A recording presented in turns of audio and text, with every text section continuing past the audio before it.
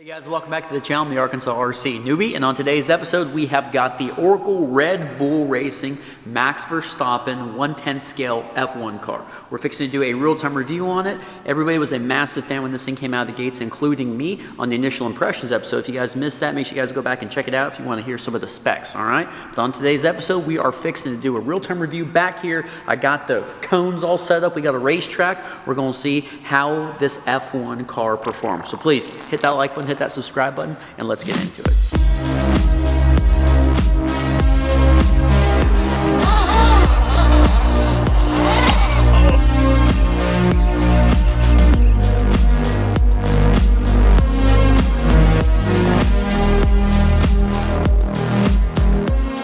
Alright guys, well here is the F1 car. One of the very big highlights before we hit the racetrack over here I want to point out is the amount of scale on this thing.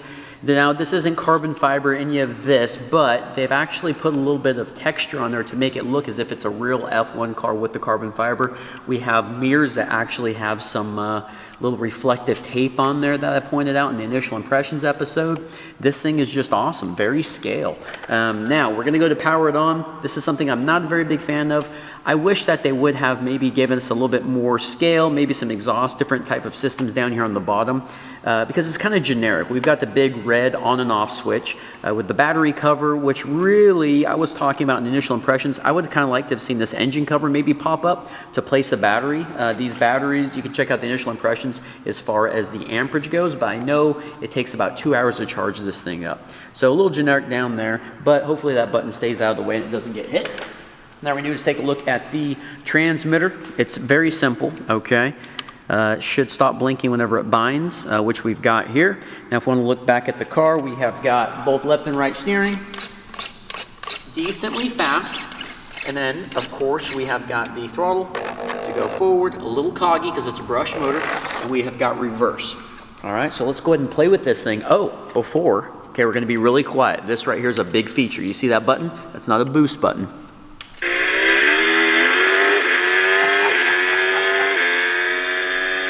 So, I mean, I don't know how I feel about that. What sucks is you can't, hang on. What sucks is you can't press it to turn it off. It just constantly will go. And now that has nothing to do with the throttle or reversing, none of that, okay? So it's a little interesting that it doesn't play well with the transmitter, it's just a button. So this here is the track. We are gonna go through these 4 cones. It's going to be a slalom, okay?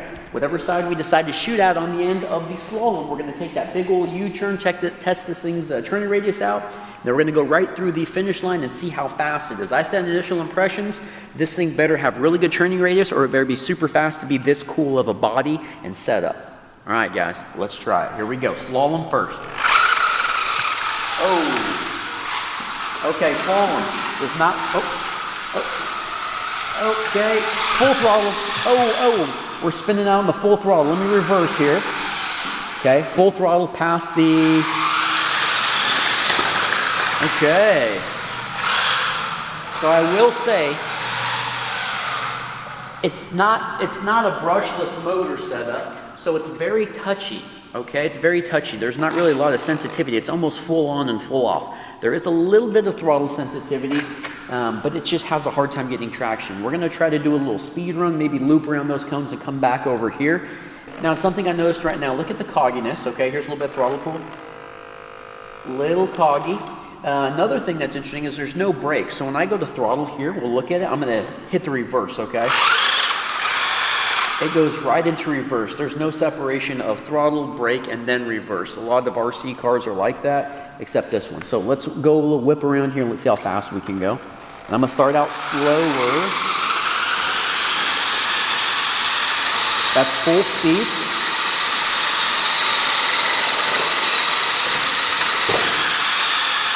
Spinning out. That's full speed. That's full speed. It's a little slow for an F1. It's a little slow for an F1 car, and the thing is the length of the wheelbase, it doesn't really play well to the, it's peeling out constantly, but it doesn't really play well to the turning radius. We're gonna go full speed again.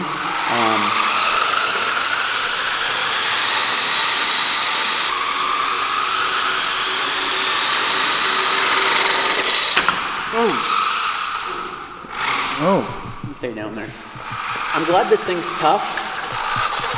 Really, the only problem that I had was I was actually trying to carry it from back here, and the spoiler kind of come loose a little bit.